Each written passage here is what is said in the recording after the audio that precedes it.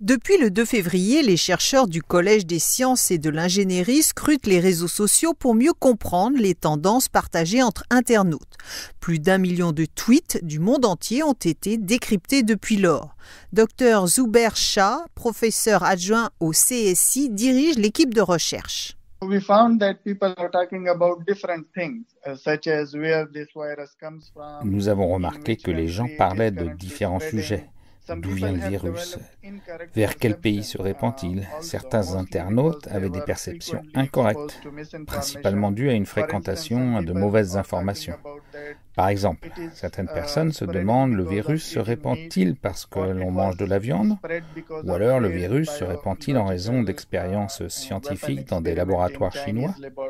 Ce que nous avons surtout remarqué, c'est que la population est plutôt soucieuse de l'économie, de perdre son emploi, d'être placée en quarantaine ou encore elle s'inquiète des stocks de nourriture. Grâce à la recherche, l'équipe a également constaté que de nombreuses discussions en ligne étaient basées sur les méthodes de prévention. Les résultats indiquent par exemple que les gens partagent des informations concernant les masques, la quarantaine, les avis d'interdiction de voyager, ce qui indique qu'il n'y a pas suffisamment d'informations précises sur la façon de se prémunir contre la propagation du virus.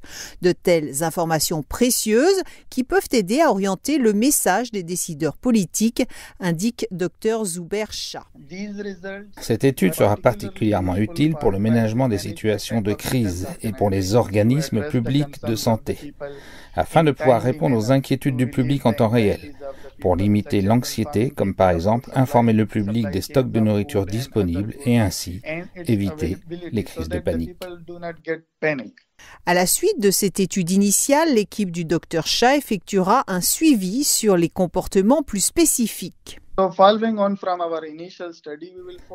Après cette étude initiale, nous allons nous pencher sur des comportements particuliers. Par exemple, nous allons étudier la désinformation, mais aussi comment les messages se répandent et au travers de quels canaux, à savoir parmi Facebook ou Twitter, lequel est le plus utile, si les gens réagissent mieux à des messages écrits, des photos ou des vidéos.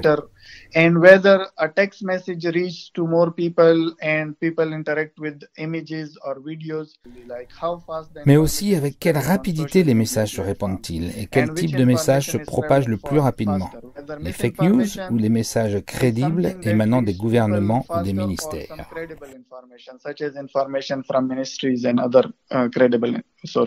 Les recherches menées au Collège des sciences et de l'ingénierie de l'université Ahmad bin Khalifa pourront aussi être affinées sur les pays du monde arabe ou encore cibler uniquement un pays comme le Qatar, l'objectif étant d'aider à l'élaboration des politiques capables de lutter contre la désinformation.